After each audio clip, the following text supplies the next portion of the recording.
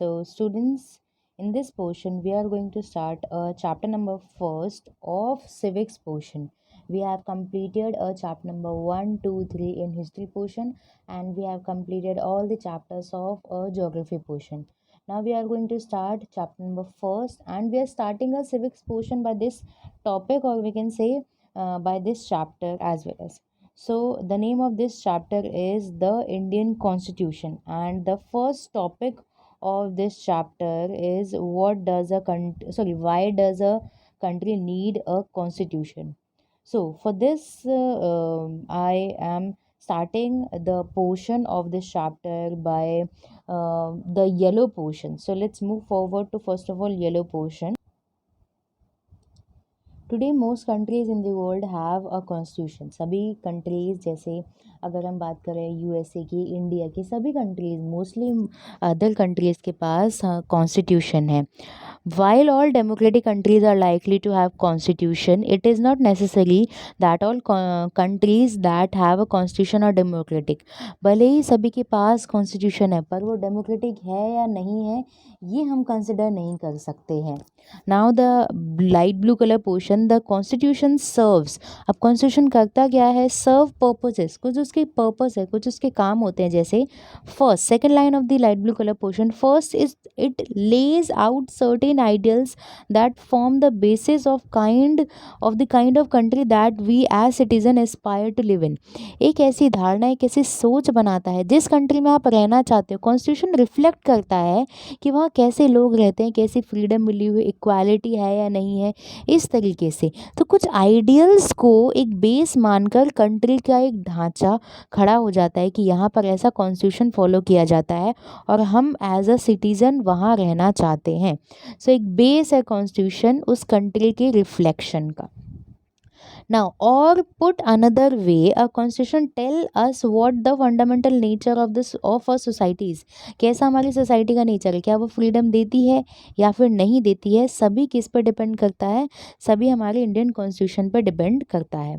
Now, a country is usually made up of, wait for a while, yes, a country is made up of, wait for a while, yes, a country is usually made up of different communities of people who share certain beliefs but may not necessarily agree on all issues. देखिए, एक country में सभी लोग मिलजुल कर रहते हैं, सभी रिलीजन, सभी कास्ट, सभी जेंडर के लोग मिलकर रहते हैं. सो कंट्री क्या है, डिफरेंट डिफरेंट कम्युनिटीज़ से मिलकर बनी है, सर्टेन आइडियाज़ से मिलकर बनी है, शेयर करते हैं वो बिलीव्स. पर ज़रूरी नहीं है कि हर बात पर हर इंसान एक जैसा ही सोचे. अगर जो एक एनिमल है, अगर हमें उसकी जान बचानी है, तो कोई इंसान झूठ बोल देता है कि वो गाय इधर नहीं गई है, या फिर कोई इंसान सच बता देता है कि वो डायरेक्शन उधर है, उधर गाय गई है. तो बात यहाँ पर एक इशू पर, एक छोटा सा इशू है कि हमें उसकी जान बचानी नहीं बचानी है, तो उस पर ही कोई इंसान सहमत नहीं हो सकता. तो जब हमारे देश में बड़े बड़े इश्यूज़ होते हैं, उस पर भी हमारे डिफरेंट डिफरेंट कम्युनिटीज़ के लोग डिफरेंट डिफरेंट थॉट प्रोसेस रखते हैं. Now the pink color portion, a constitution helps serve as a set of rules. अब constitution है क्या, कुछ set of rules का और principles का एक compiler है. Set of rules and principles that all person in a country can agree upon as the basis of the way in which they want the country to be governed.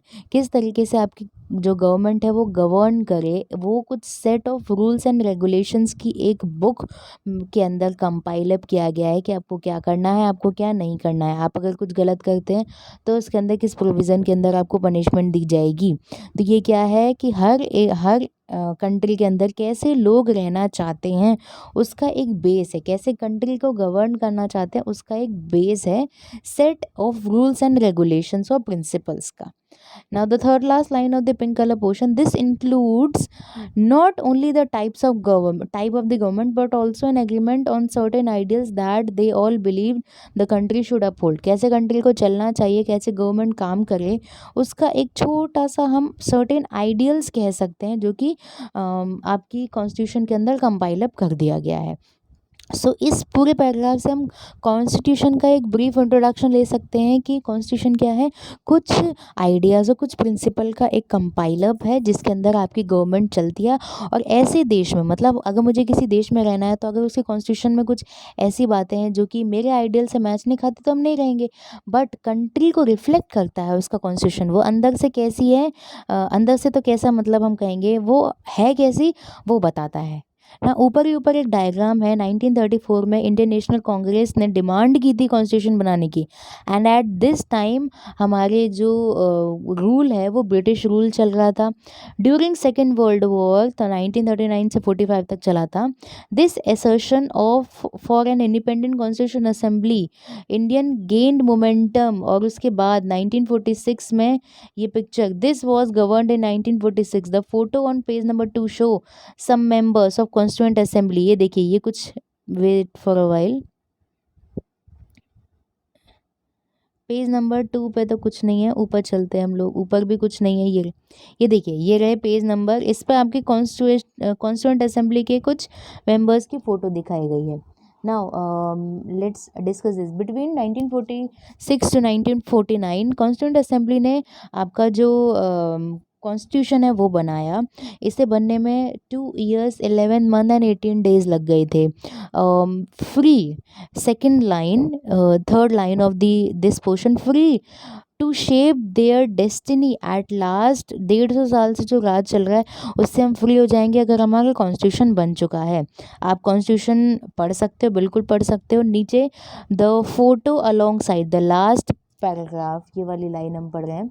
The photo along side shows prime minister Jawaharlal Nehru constituent assembly को जब एक तरीके से address कर रहे थे।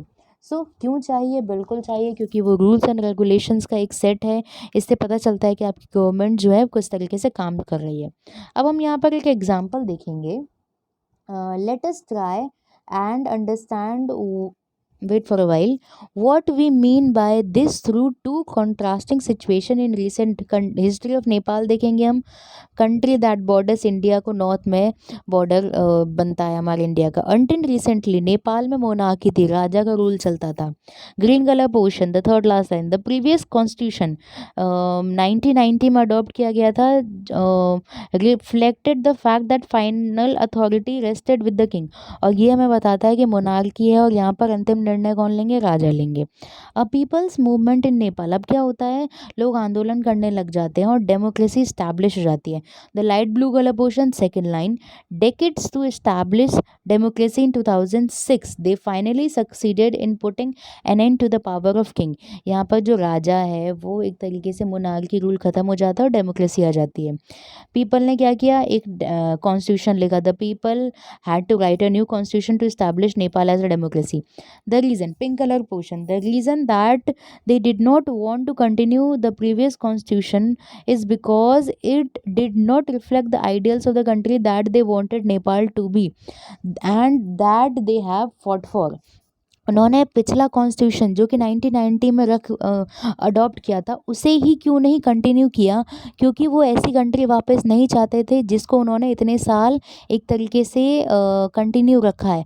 वो बदलाव चाहते थे। तो अब बदलाव किससे आएगा? बदलाव आएगा जब आप अपने कॉन्स्टिट्यूशन को बदलोगे। जब उन्होंने कॉन्स्टिट्यूशन बदला तो इस वजह से वो एक नया नेपाल चाहते थे, इसलिए प्रीवियस कॉन्स्टिट्यूशन को वो कंटिन्यू नहीं रखना चाहते थे।